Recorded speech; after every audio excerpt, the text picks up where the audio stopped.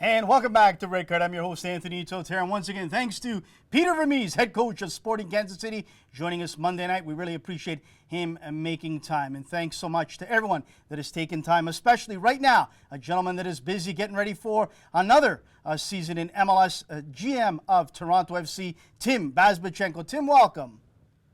It's good to be here, Anthony. Thanks for having me. Hey, pleasure's all mine. Really appreciate you making time, Tim. First and foremost, Tim, let's talk about the off season. It's a stressful roller coaster life for you and your family. That off season, obviously, it was bittersweet for you and all the players and staff. But did you take some time? Did you get away with the family? And did you forget the game a bit and enjoy them?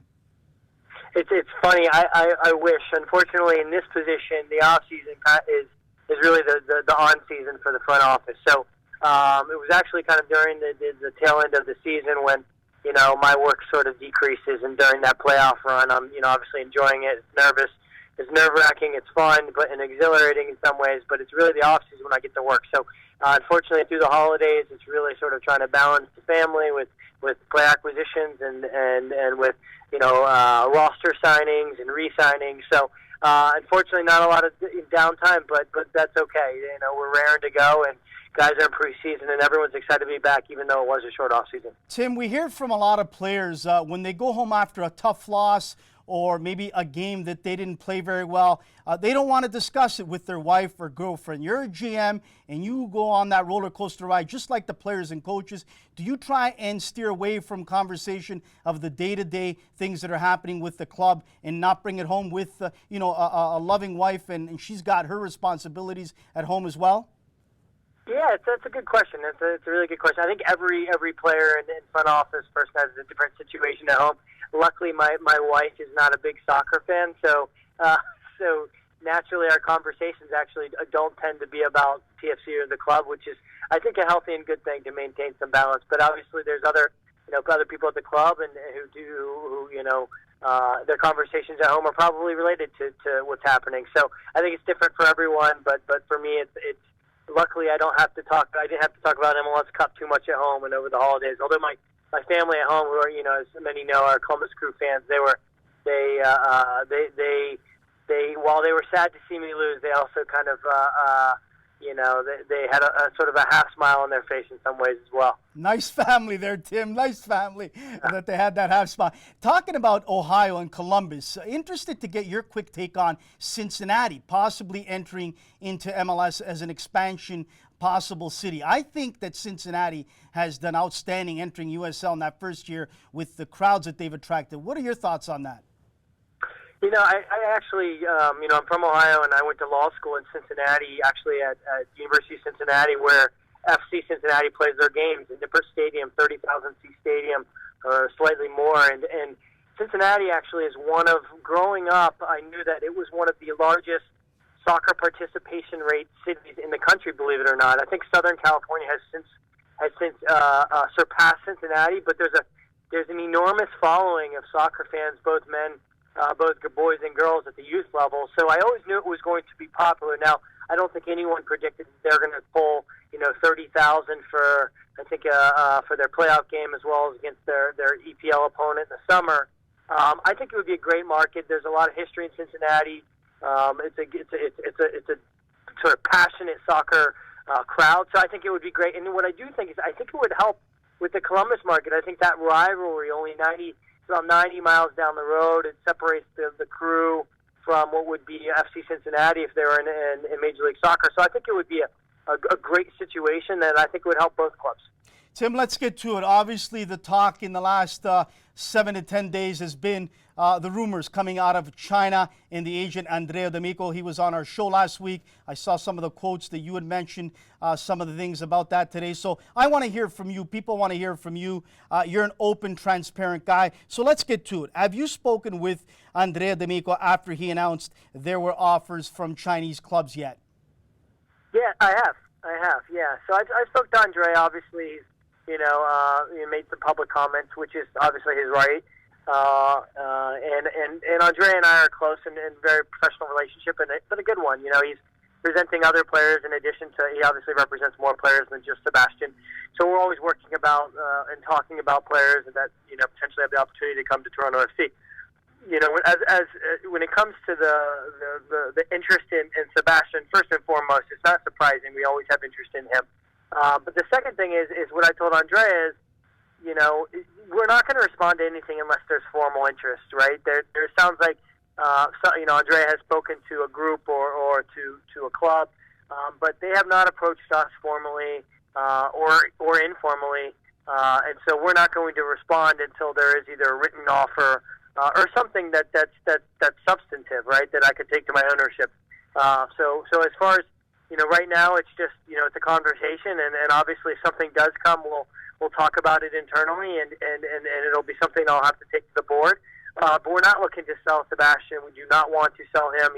He's critical to what we're doing and what we're building here, obviously, and he's one of the best players, if not the best player in the league when it comes to scoring goals and being involved in the attack and providing an entertainment factor for our fans. So so there's obviously going to be interest in him, but we're not looking to sell. Well, I'm glad to hear that, because personally speaking, I'd be devastated for Giovinco to leave before he wins a championship here in the city of Toronto, because you and I both know he loves the city. He's starting to learn English. He's starting to get more and more comfortable. And you said it, he is the best MLS player today. And I think he will go down in history as possibly the greatest player in MLS. Let's talk about a possible extension or a new contract that might be on the table. Have you and Andrea set a meeting that you two will be getting together and discussing a new contract or an extension?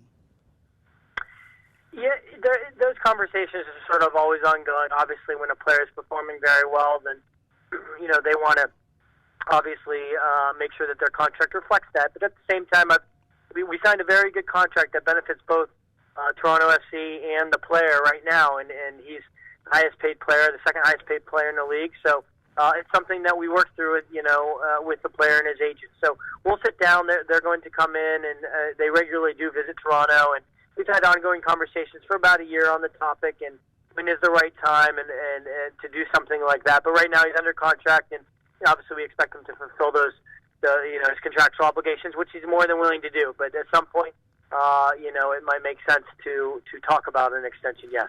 Tim, this team is built to win now. They were inches away from winning it last year versus Seattle. I believe Larry Tannenbaum, all the MLS&E board will do anything to get a winner, whether it's with TFC, with the Leafs and the Raptors. I believe they will give you whatever you need.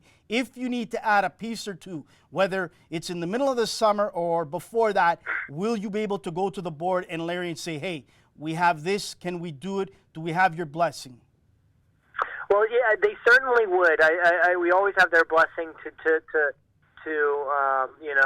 make an investment in players if it's needed to win, and that's the most important thing. But right now, we actually would not go to the board per se because we have the 3 designated players, and that's the only thing that would require us to go and sort of seek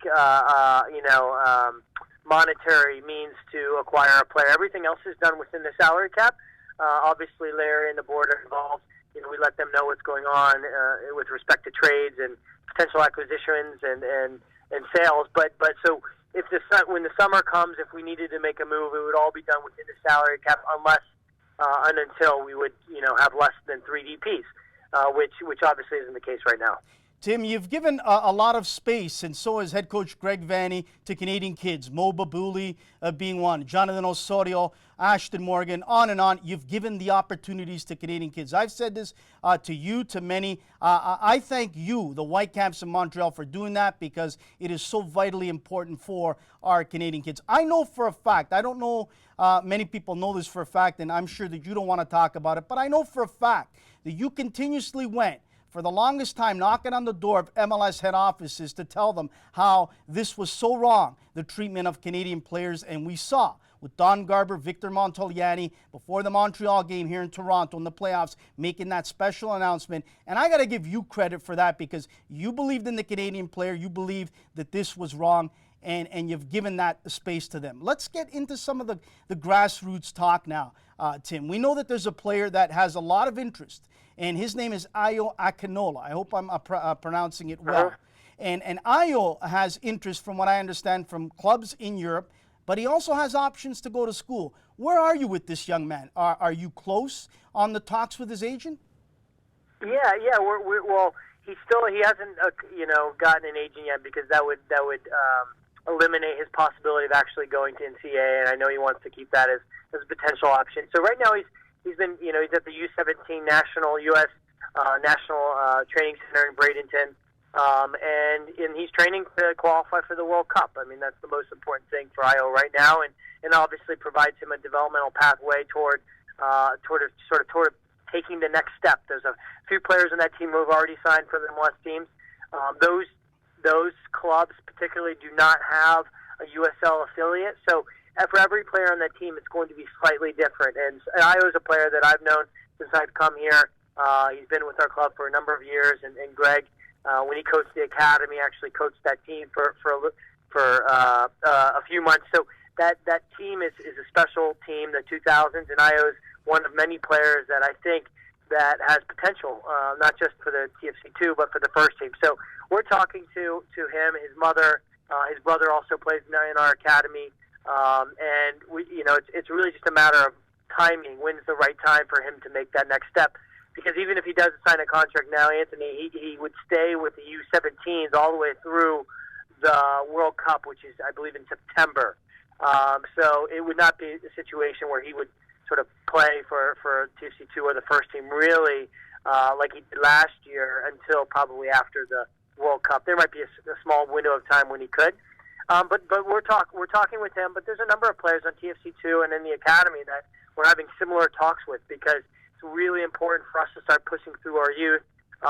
It's critical that we move our roster and our model toward what I've always said was our backbone of our team is going to be our young Canadians, that are local Canadians from our academy. It doesn't mean we're not always going to have designated players, but I believe we're going to double the number of academy signings on our first team over the next 2 or 3 years. And so, Ayo would be part of those pool of players. So, Tim, a couple more minutes of your time. We really appreciate it. Let's stay on that grassroots topic. So then you mentioned the grassroots, you mentioned the academy. Here's another question I have for you. What is the challenge for our local player that has been in your academy for many years, and it's so hard for him to become a first-team player? We've seen this, and some of the examples that we've seen recently have been with Chris Manella, Mark Anthony Kay, and some others. Jay Chapman had to go down and then come back up. Sergio Camrago, the same thing.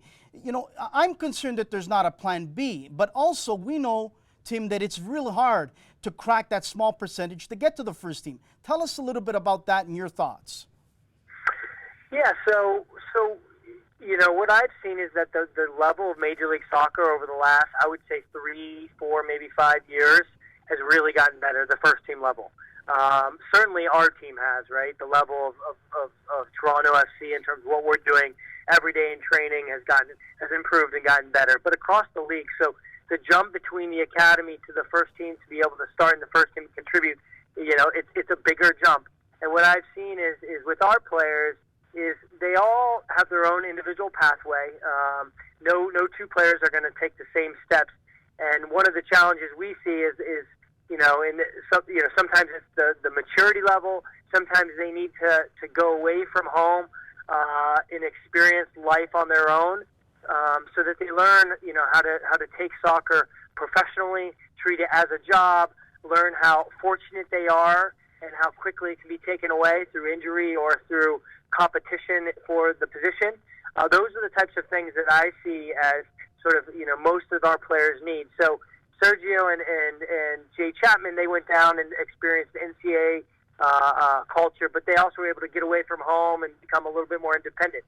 The players that stay in our academy, that's something that we have to sort of create a situation that's similar, but maybe it's not university, but perhaps they go on loan. That's what we did with Jordan Hamilton, who went to Wilmington, and he also went to Portugal for a short period of time. And we see that plays a major factor in their ability to jump up to the first team. But that's good, but there also has to be clubs that are willing to take on those players. Chris, unfortunately, was not able to sort of get that experience in terms of going away for a couple of reasons. But that's what we're looking to do for a number of our players, so that so that it buys them more time. They get another experience, sort of feather in the cap of seeing a different environment and getting them out of their comfort zone.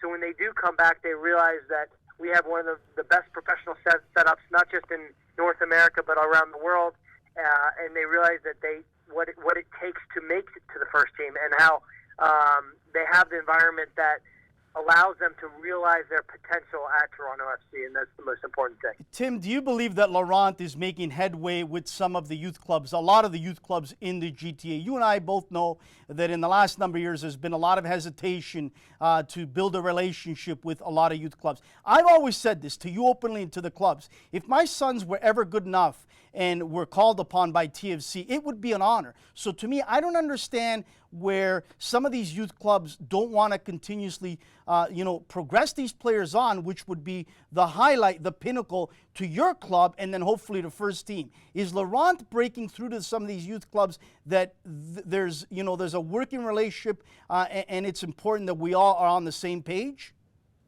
Yeah, absolutely. I think Laurent's done a great job. I mean, when I first came at the end of 2013, I know there was a history of sort of hit or miss with TFC's relationships in the market, and frankly, all MLS teams had a challenge because they were starting from scratch in 2007 when they started their academies, and a couple of years later for TFC. But it's when you're breaking into the market for the first time, the local clubs, that's a change for them, and it changes sort of the landscape for everyone. And I think that's always challenging. It was always challenging for all the MLS teams. I think what we did for the first couple of years is look inward at ourselves to see how we could improve on the first team and in the academy.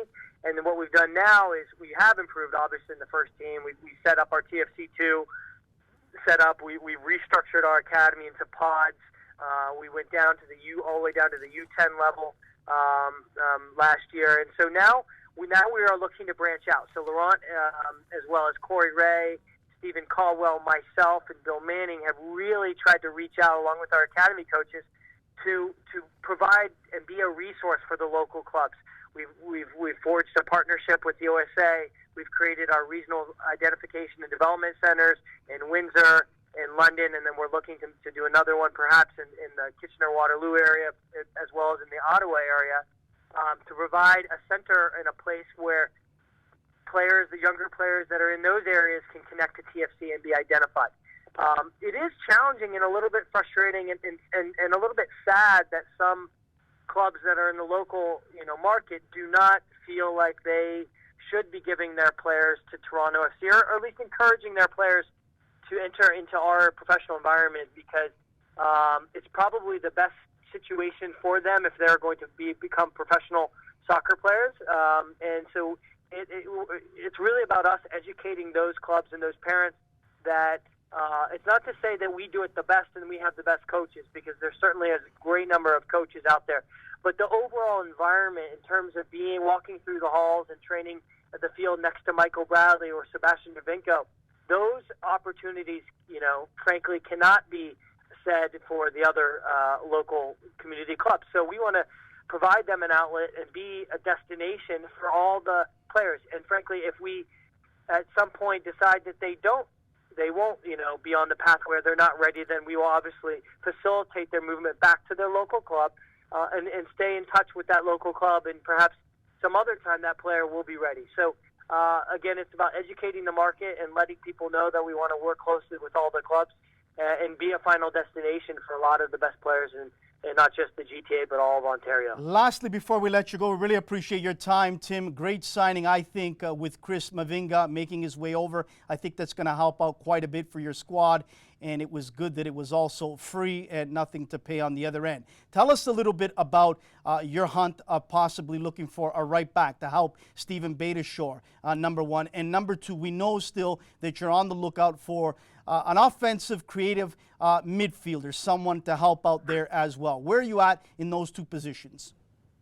Yeah, so obviously you've identified two areas that we're looking to improve, but at the same time, we feel like we have a lot of players in camp right now who could step in and fill those holes. And those, it's all about providing them opportunity, but at the same time, creating a competitive atmosphere so that it rises everyone's level. Everyone's level rises. So in terms of right back, we have Jordan McCrarian, who was drafted by New England, and he's on trial. He's shown well. We have Oyvind Alseth from Syracuse, who we drafted this year, who's done well. So we're going to see if, give them a chance.